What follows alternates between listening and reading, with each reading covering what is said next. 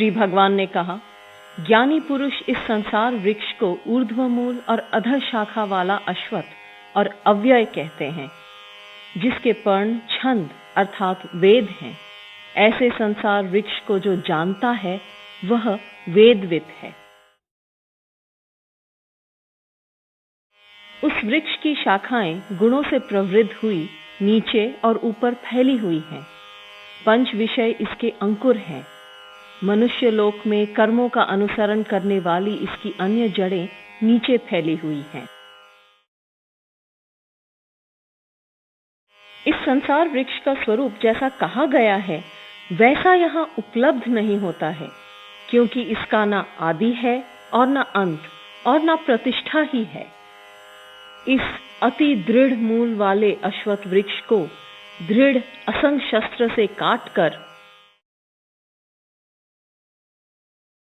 तदुपरांत उस पद का अन्वेषण करना चाहिए जिसको प्राप्त हुए पुरुष पुनः संसार में नहीं लौटते हैं। मैं उस आदि पुरुष की शरण हूं जिससे यह पुरातन प्रवृत्ति प्रसृत हुई है। जिनका मान और मोह निवृत्त हो गया है, जिन्होंने संग दोष को जीत लिया है, जो अध्यात्म में स्थित हैं, जिनकी कामनाएं निवृत्त हो चुकी हैं और जो सुख दुख नामक द्वंद्वों से विमुक्त हो गए हैं, ऐसे सम्मोह रहित ज्ञानी जन उस अव्यय पद को प्राप्त होते हैं। उसे न सूर्य प्रकाशित कर सकता है और न चंद्रमा और न अग्नि।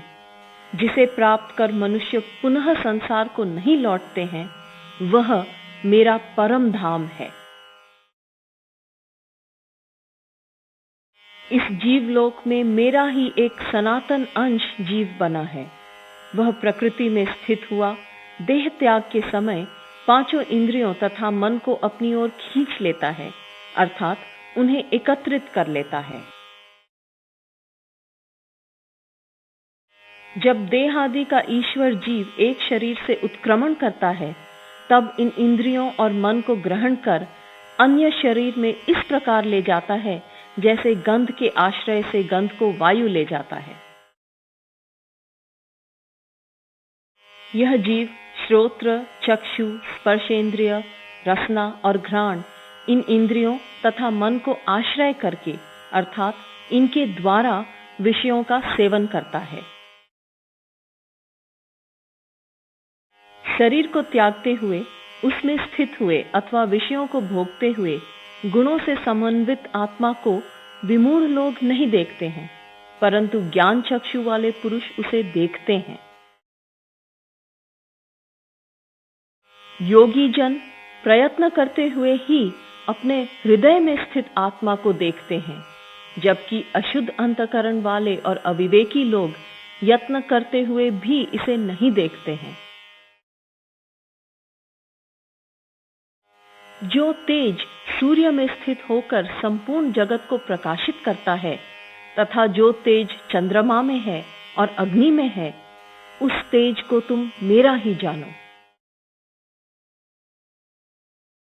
मैं ही पृथ्वी में प्रवेश करके अपने ओज से भूतमात्र को धारण करता हूं और रस स्वरूप चंद्रमा बनकर समस्त औषधियों का अर्थात वनस्पतियों का पोषण करता हूं।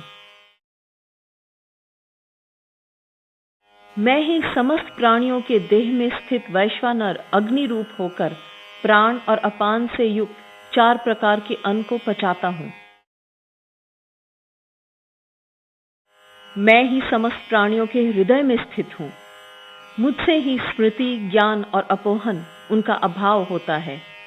समस्त वेदों के द्वारा मैं ही वेद्य वस्तु हूं तथा वेदांत का और वेदों का ज्ञाता भी मैं ही हूं। इस लोक में क्षर और अक्षर ये 2 पुरुष हैं। समस्त भूत क्षर हैं और कूटस्थ अक्षर कहलाता है। परंतु उत्तम पुरुष अन्य ही है जो परमात्मा कहलाता है और जो तीनों लोकों में प्रवेश करके सबका धारण करने वाला अव्यय ईश्वर है।